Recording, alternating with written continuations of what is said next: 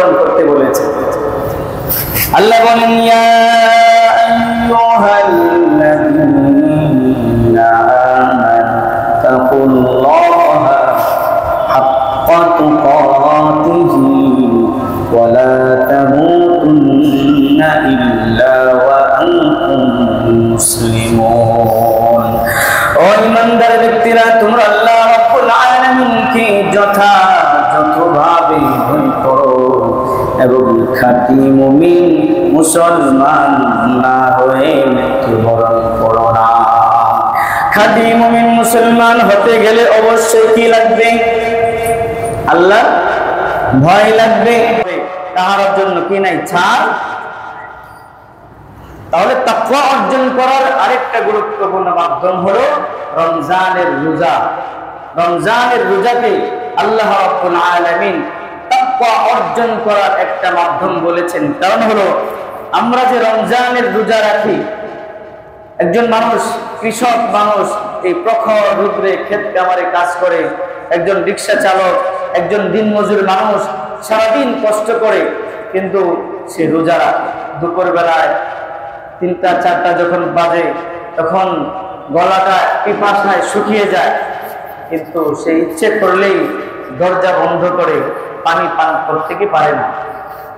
সে ইচ্ছে করলেই উপরে ডুব দিয়ে আপনার পানি পান করতে পারে কি পারে না, কিন্তু সে কেন পান করে? একজন রোজাদার মানুষ সারাদিন কষ্ট করেছে, সে কত পিপাসার্ত ক্ষুধার্ত, তার সামনে বহু ধরনের রকমারি আয়োজনের ইফতারি, কয়েক রকমের শরবত, কয়েক ধরনের খাবার, প্রতিটা খাবারেই মানে আকর্ষণ জাগে, প্রতিটা খাবারের দিকেই আকর্ষণ জাগে। এরপরে ভাজা পোড়া জিনিসের দিকে এমনি মানুষের কি দেখেন না, আপনার হোটেলগুলোতে আপনার ভাত, এরপরে মাছের তরকারি, গোশত, এগুলো কিন্তু সাজায় রাখে না। সাজায় রাখা হলো সিঙ্গারা, সমোসা, এরপরে পেঁয়াজু, এগুলো সাজায় রাখে। কারণ এগুলোর প্রতি মানুষের কি পেটে ক্ষুধা না থাকলেও ওই যে চোখের মানে আকর্ষণ জাগে, এই জন্য সে মন চায় পেটে ক্ষুধা না থাকলেও দুইটাকে খায়। এই জন্য এগুলো কি করে দোকানদাররা, হোটেল ব্যবসায়ীরা কি করে সাজায় সাজায় রাখে। একজন রোজাদার, তার সম্মুখে এত ধরনের বহু ধরনের খাবার সম্মুখে উপস্থিত, কিন্তু এখনো আল্লাহ তাআলার পক্ষ থেকে আদেশ আসে নাই, এখনো ইফতার করতে বলা হয় নাই, এখনো ইফতারের সময় হয় নাই, বিধায় সে আল্লাহর ভয়ে সে কিছুই খায় না। সুবহানাল্লাহ। আল্লাহ বলেন এই জন্যই আমি রমজানের রোজাগুলো ফরজ করেছি, যাতে করে মুমিন রোজা রেখে রেখে আমার প্রতি ভয় হাসিল হয়, ক্ষুধা ভীতি অর্জন হয়, সে ক্ষুধা ভীরু হয়ে যায়। সে যখন আমাকে 100 ভাগ ভয় করবে, আমাকে ভয় করে করে চলবে, তখন সে খাঁটি মুমিন মুসলমান হয়ে যাবে।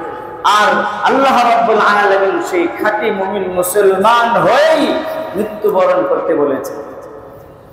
আল্লাহ বলেন ইয়া আইয়ুহাল্লাযীনা আমানু তাকুল্লাহা হাক্কা তুকাতিহি ওয়া লা তামুতুন্না ইল্লা ওয়া আনতুম মুসলিমুন।